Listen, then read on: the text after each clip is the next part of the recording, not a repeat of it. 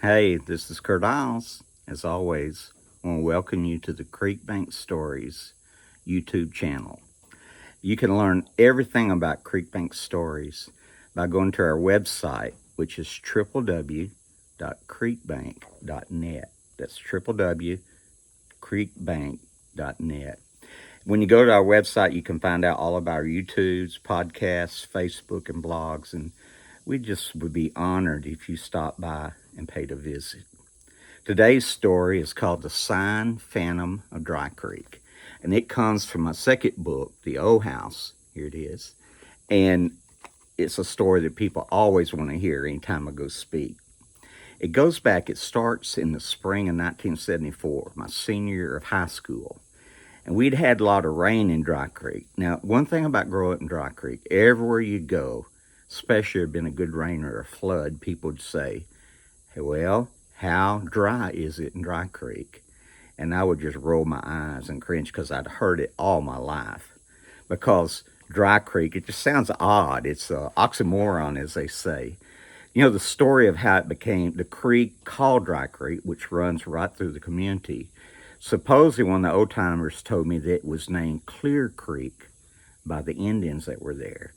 But when that was translated into English, it became Dry Creek. Some people say it's Dry Creek because parts of it will dry up during the dry summer at times. But anyway, I grew up in Dry Creek. It's my home. And what happened is we'd had a lot of rain this spring, and there was a sign coming in Dry Creek. Now, it wasn't incorporated sign because Dry Creek is not incorporated or incorporated, but it was a highway sign that just said Dry Creek. And so what I did, I sneaked up there. I got a piece of poster board, and I wrote on it wet, W-E-T, and I taped it over the dry where the sign now said Wet Creek. And everybody got a big kick out of it. But it so happened that a reporter from the Lake Charles American Press took a picture of it.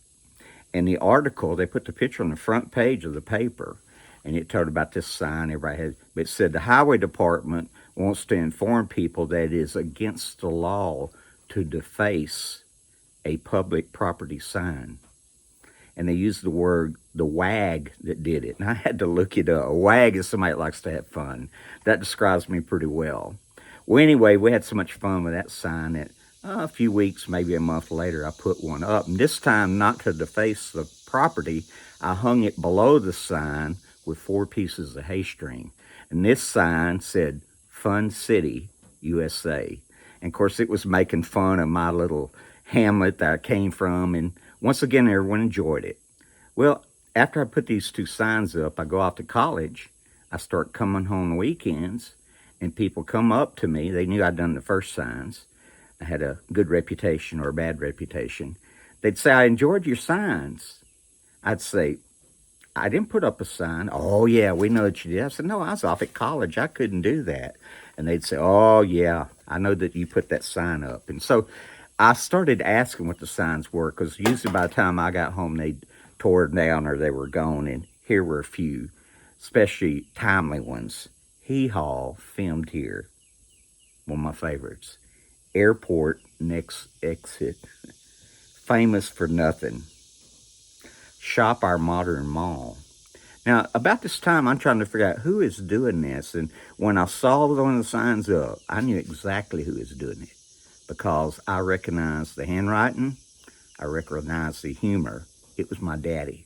Now, my daddy, Clayton Isles, was a quiet highway department surveyor that no one would have ever suspected of putting signs up like this. But I found he was doing one week, and I was home, and I heard him back in the bedroom. He had the door shut. I could smell magic marker. You know, that smell to it. I could hear it squeaking on paper, and I could hear him giggling.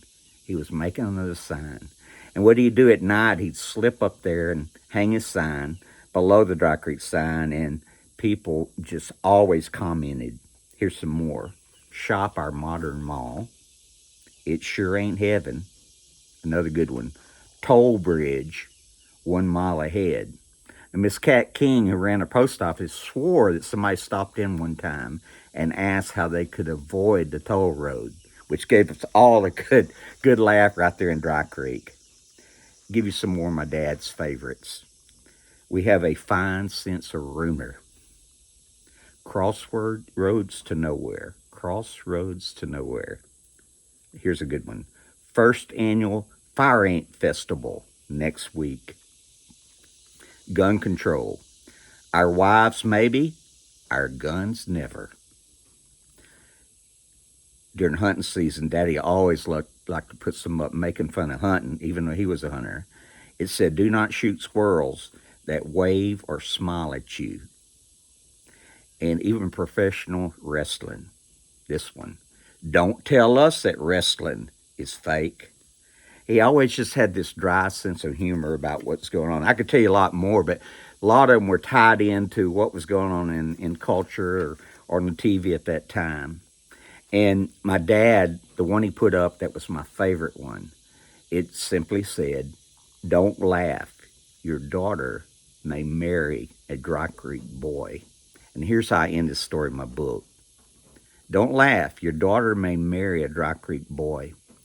I bet my mother-in-law up in North Louisiana and many other parents who've lost a daughter to a Dry Creek boy can really appreciate that sign penned by the Sign Phantom of Dry Creek.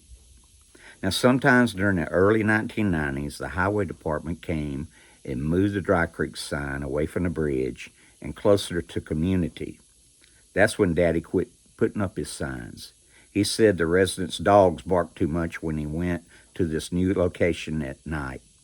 However, the legend of the Sign Phantom still lives on in the community of Dry Creek, Louisiana, also known as Fun City, USA. I'm glad you've joined us for this fun story today, the Sign Phantom of Dry Creek. I hope you enjoyed it. I wish you could know my dad. He was a trip. He was a lot of fun, had a great sense of humor.